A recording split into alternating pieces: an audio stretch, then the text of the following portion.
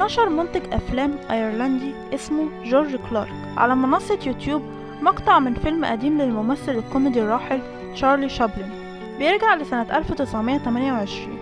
والفيديو ده بتظهر فيه ست بتتكلم في موبايل أو هاتف محمول، وده طبعا بيودينا لنظرية السفر عبر الزمن. الفيديو لما نزل حقق 4 مليون مشاهدة، وده خلى كل الناس تسأل إذا كان الفيديو حقيقي ولا متفبرك.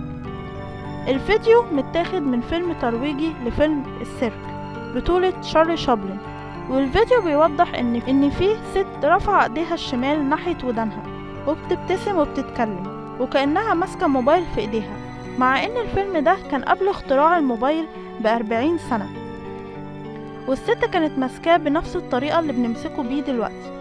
فازاي واحدة تستخدم موبايل في العشرينيات مع ان اول مكالمة اتعملت من هاتف محمول كانت في 3 ابريل سنة 1973؟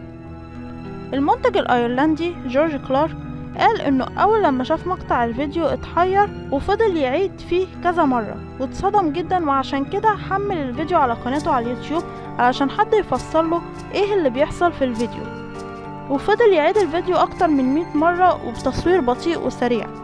ولما استخدم برنامج عشان يحلل الفيلم كانت النتيجة في كل مرة بتطلع هي ان في ست بتتكلم في موبايل.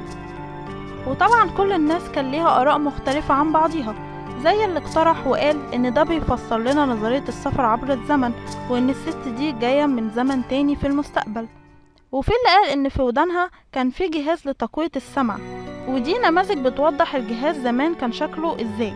بس في ناس طلعت وكدبت وقالت ان الاجهزة دي زمان كانت بتحتاج لسماعة متوصلة بسلك، وده مش واضح ابدا في الفيديو.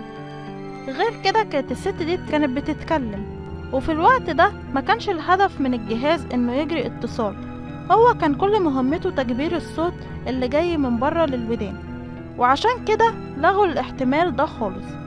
وفي اللي قال ان ده مقطع فيديو متفبرك اتعرض فعلا على خبير بصريات ومونتاج، وقالوا كلهم نفس الكلام ان الفيديو صحيح وما فيهوش اي فبركة. في اللي اقترح وقال ان ده جهاز تجسس، بس اتقال ان في الوقت ده اجهزة التجسس ما كانتش متقدمة قوي بالطريقة دي، واتقال كمان ان الست كانت ماسكة في ايديها راديو ومقرباه ناحية ودانها، بس المشكلة ان في الوقت ده كان اصغر راديو موجود كان كبير على انه يتشال بايد واحدة وبالطريقة دي.